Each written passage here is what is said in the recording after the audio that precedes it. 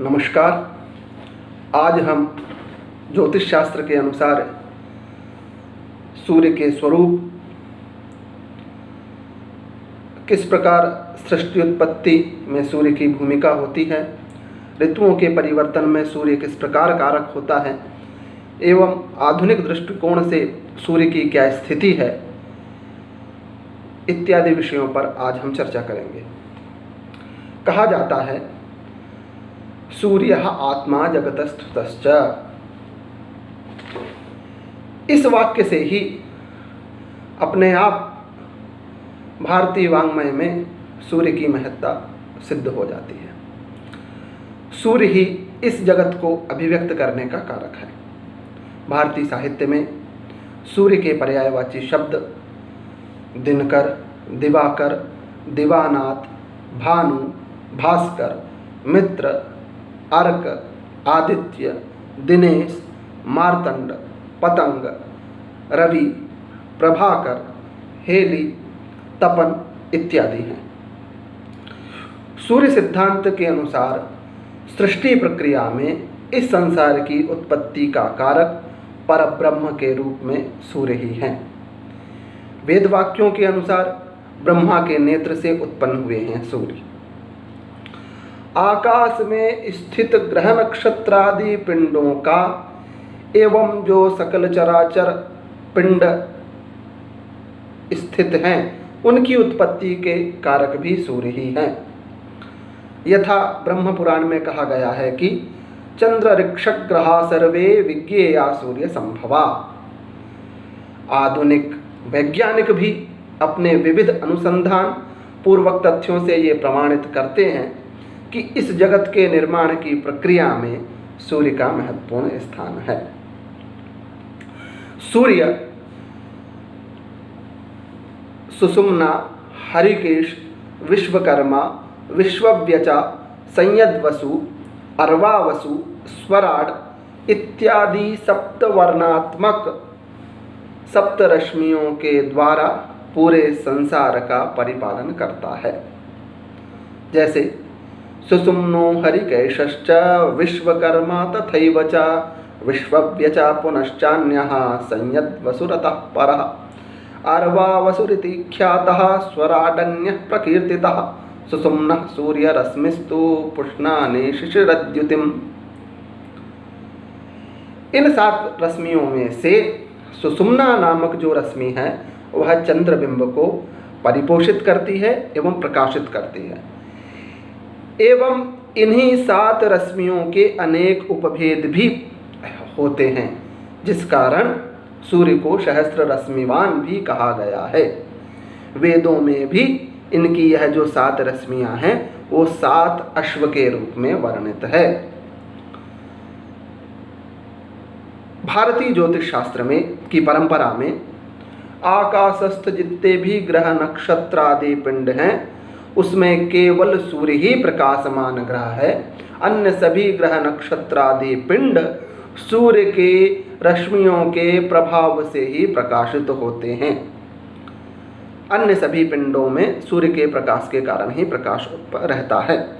अत्यधिक तेज होने के कारण अग्निगोल नाम से भी सूर्य को जाना जाता है। जैसे कमलाकर ने कहा है, तेज साम गोल कह सूर्यो ग्रहक्षण्याम्ब गोल का प्रभावंतो ही दृश्यन्ते सूर्य रश्मि प्रदीपिता। आधुनिक मत में सूर्य सभी ग्रह नक्षत्र आदि पिंडों के केंद्र में स्थित है और अन्य सभी ग्रह सूर्य की परिक्रमा कर रहे हैं। अर्थात केंद्र में सूर्य अवस्थित है और बाकी सभी ग्रह सूर्य की परिक्रमा करते हैं। परंतु जो प्राचीन परंपरा है उसके अनुसार भू केंद्र में है, भू केंद्रिक ग्रह कक्षाक्रम है जिसमें भूमि केंद्र में स्थित है एवं सूर्य भूमि से चतुर्थ कक्षा में स्थित होकर भूमि की परिक्रमा कर रहे हैं। और भूमि और सूर्य के मध्य भूकेंद्रिक सिद्धांत के अनुसार चंद्र, बुध और शुक्र की कक्षा आती है एवं सूर्य के ऊपर भौम, बृहस्पति, शनि एवं नक्षत्र इत्यादि की कक्षाक्रम आती है। सूर्य के भ्रमण मार्गों को क्रांतिवृत्त कहा जाता है। अपनी कक्षा में जब सूर्य एक बार मेष राशि से आरंभ करके मीन पर्यंत भ्रमण कर लेता है तो वह उसका एक भगण कहलाता है। उतना ही कालखंड एक सौर वर्ष होता है एवं एक राशि के भोग करने का समय एक सौर मास के तुल्य होता है तथा एक अंश सूर्य का भ्रमण एक सौर दिन माना जाता है। भारतीय ज्योतिष शास्त्र में सूर्य की परम क्रांति का मान 24 अंश माना गया है, परंतु अपनी क्रांति के कारण यह नाड़ी वृत्त या काल वृत्त जो है उससे 23 अंश 27 कला उत्तर एवं दक्षिण में क्रमशः भ्रमण करता है। अर्थात वर्तमान में सूर्य की परम क्रांति का मान 23 अंश 27 कला सिद्ध होता है, जो कि हमेशा न्यूनता को प्राप्त हो रही है। यह इसकी क्रांति का मान है। इसकी क्रांति क्रमशः प्रत्येक वर्ष 21 मार्च से 22 सितंबर तक उत्तर की ओर रहती है, अर्थात उत्तराक्रांति रहती है, एवं 23 सितंबर से 20 मार्च तक दक्षिण क्रांति होती है। सूर्य अपनी कक्षा में भ्रमण करते हुए एवं अपनी क्रांति के कारण अंतरित होते हुए क्रमशः मेषादि 6 राशियों में उत्तर गोल में सूर्य भ्रमण करता है एवं तुलादि 6 राशियों में दक्षिण गोल में प्रवृत्त होता है। इसी प्रकार कर्क आदि 6 राशियों में सूर्य के भ्रमण होने पर दक्षिणायन एवं मकरादि 6 राशियों में सूर्य के भ्रमण होने के कारण, सूर्य की प्रवृत्ति होने के कारण उत्तरायण की प्रवृत्ति होती है। सूर्य जब हम अपने क्षितिज से ऊपर होता है तो हमारे यहाँ दिन होता है एवं जब अपने क्षितिज से नीचे चला जाता है तो वह रात्रि होती है, क्योंकि कहा भी गया है दिनम दिनेशस्य यतोत्र दर्शने, अर्थात जब सूर्य का दिनेश का दर्शन हो तभी हमारा दिन माना जाता है। 12 राशियों में भ्रमण करते हुए सूर्य के विभिन्न रूप हमें प्रतीत होते हैं, अर्थात मेषादि जो 12 राशियों में सूर्य भ्रमण करता है तो प्रत्येक राशि में उसके भ्रमण स्वरूप भिन्न भिन्न बताए गए हैं। जैसे मेष राशि में भ्रमण करने पर अंशरूपी सूर्य, वृष राशि में भ्रमण करने पर धाता, मिथुन राशि में इंद्र, कर्क राशि में सविता, सिंह राशि में विवस्वान, कन्या राशि में भग, तुला राशि में पर्जन्य, वृश्चिक राशि में त्वष्टा, धनु राशि में मित्र, मकर राशि में विष्णु, कुंभ राशि में वरुण तथा मीन राशि में पूखा नाम से सूर्य जाना जाता है। पुराणों में कुछ नामांतर भी हमें प्राप्त होते हैं। जो षड ऋतुएं होती हैं उनमें भी मुख्य रूप से कारक सूर्य ही है। सूर्य के 12 राशियों में भ्रमण के कारण ही 6 ऋतुओं की प्रवृत्ति होती है। जैसे सूर्य जब मकर एवं कुंभ राशि में रहते हैं तब शिशिर ऋतु, मीन एवं मेष राशि में जब रहते हैं तब वसंत ऋतु, वृष एवं मिथुन राशि में रहने पर ग्रीष्म ऋतु, कर्क एवं सिंह राशि में रहने पर वर्षा ऋतु, कन्या एवं तुला राशि में रहने पर शरद ऋतु, वृश्चिक एवं धनु राशि में रहने पर हेमंत ऋतु होती है।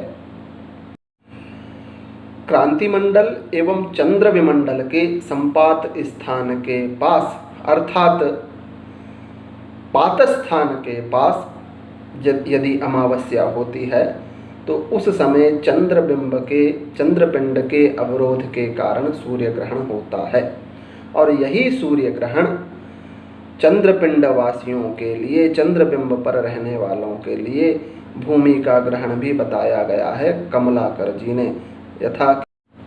यथा किंचेन्दुबिंबस्य रविग्रहेया छाया पृथिव्यां पतितास्ति दृष्टा तत्सम्मुखेन्दो स्थितदृग्वशाश्च बुधैः प्रकल्प्यं ग्रहणं पृथिव्या व्यत्यासतः शीतलभानुवत् स्यात् चन्द्रः प्रभैवावरणं हि तत्र। योजनमान पृथक पृथक होने के कारण ज्योतिष के सिद्धांत ग्रंथों में सूर्य की कक्षा का मान पृथक पृथक रूप में पठित है। जैसे आचार्य भास्कर ने सूर्य की कक्षा का प्रमाण सार्धद्रिगो मनुसुराब्धिमितार्क कक्षा इत्यादि रूप में बताया है। एवं सूर्य की कक्षा का व्यासार्ध का मान जो है वह 6,89,377 योजन बताया गया है। अर्थात भूकेंद्र से सूर्य की कक्षा की ऊंचाई 6,89,377 योजन है। सूर्य के बिंब का व्यासार्ध का मान जो है वो मध्यम कला से 16 कला का होता है। आधुनिक सिद्धांत के अनुसार यदि हम विचार करें तो पृथ्वी से सूर्य की दूरी 14,98,00,000 किलोमीटर दूर है एवं सूर्य का व्यास का मान 13,92,000 किलोमीटर है। विषुवत रेखा के सापेक्ष लगभग 25.5 दिनों में एवं ध्रुव के सापेक्ष लगभग 33 दिनों में यह अपने अक्ष पर भ्रमण करता है सूर्य।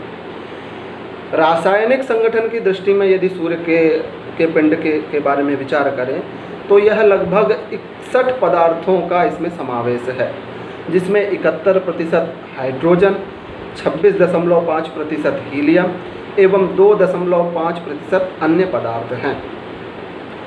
भूमि जब अपनी कक्षा में भ्रमण करती है तो वर्ष में प्रत्येक 4 जुलाई को सूर्य केंद्र से सबसे अधिक दूर पर होती है। अर्थात इसकी दूरी सूर्य से उस समय लगभग 15,20,00,000 किलोमीटर की दूरी पर होती है।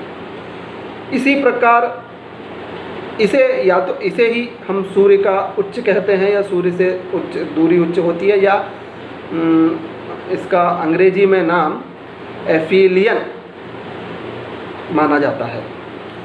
एवं इसी क्रम में जब पृथ्वी अपनी कक्षा में भ्रमण करते हुए 3 जनवरी को जब होती है तो वह सूर्य के सबसे नज़दीक होती है, अर्थात 14,73,00,000 किलोमीटर की दूरी पर रहती है। सूर्य और पृथ्वी की दूरी इतनी रहती है। इसको उपसौर संज्ञक कहते हैं या फेरिहीलियन इस नाम से भी इसे जाना जाता है। सूर्य का प्रकाश हमारी पृथ्वी पर जो आने का उसे में समय लगता है वह 8 मिनट 18 सेकंड का समय होता है। ज्योतिष शास्त्र के संहिता एवं फलित स्कंधों में यदि हम इसके फलादेश इत्यादि के विषय में चर्चा करें तो 12 राशियों में सिंह राशि का स्वामी सूर्य माना गया है, पापक ग्रह है, काल पुरुष की आत्मा माना गया है।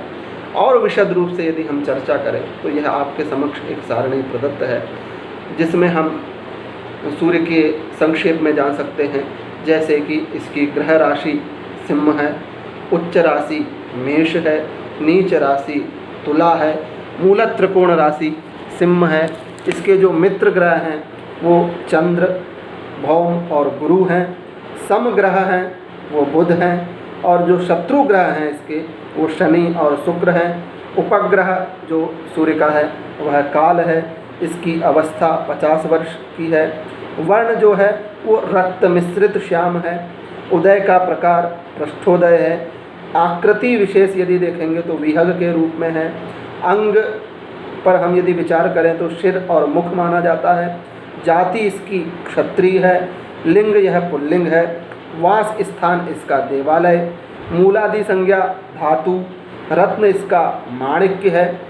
शरीर में धातु विशेष देखेंगे तो अस्थि है। रस इसका कटु है। गुण सत्व प्रधान है। अधिदेवता शिव है। प्रत्यधिदेवता अग्नि है। प्रकृति इसकी पित्त है। ऋतु ग्रीष्म है। वृक्ष इसके सारयुक्त या दृढ़ वृक्ष है। जन्म कुंडली में कारक भाव देखेंगे तो प्रथम भाव, नवम भाव एवं दशम भाव कारक है। सूर्य के दशा वर्ष 6 वर्ष की है। वस्त्र स्थूल है। धातु ताम्र है। काल जो है वो अयन का द्योतक है। यह लोक मृत्युलोक है। अवतार श्री राम के माने गए हैं। दृष्टि ऊर्ध्व है। रासु में फलदान काल जो कहेंगे वो राश्यादव है। और वाहन जो है सिंहास्वकौ है। इस प्रकार से इस सारणी के द्वारा संक्षेप में सूर्य का विहंगम स्वरूप ज्योतिष शास्त्र की दृष्टि से हमने देखा। सूर्य से शारीरिक रोग का विचार यदि किया जाता है तो रोग, सिरदर्द, अपचयन, महाद्वार, अतिसार, मंदाग्नि, नेत्र विकार, मानसिक रोग, उदासीनता, खेद, अपमान एवं कला आदि का विचार इससे किया जाता है। जन्म कुंडली में सूर्य से संबंधित कुछ योग भी बनते हैं। जैसे सूर्य से क्रमशः द्वितीय एवं द्वादश स्थानों में चंद्र के अतिरिक्त अर्थात चंद्र को छोड़कर अन्य ग्रहों की स्थिति होने पर वेशी एवं वासी योग बनते हैं। अर्थात सूर्य से द्वितीय स्थान में चंद्र को छोड़कर यदि पंचतारा ग्रहों की स्थिति होती है तो वैसी नामक योग बनता है। और द्वादश स्थान में यदि चंद्र को छोड़कर सूर्य से अन्य ग्रहों की स्थिति होती है तो वासी नाम का योग बनता है। एवं दोनों जगह द्वितीय एवं द्वादश में यदि अन्य ग्रहों की स्थिति होती है चंद्र को छोड़कर तो उभयचारी योग होता है। सामान्यतः यह शुभदायक ही माना गया है। जन्म कुंडली में सूर्य विषयक फलादेश करने के लिए और भी हमें ग्रह की स्थिति का अवलोकन करके फलादेश करना चाहिए। इस प्रकार आज हमने संक्षेप रूप में ही सूर्य विषयक जो वर्णन ज्योतिष शास्त्र में उपलब्ध होता है उसके विषय में चर्चा की। बहुत बहुत धन्यवाद।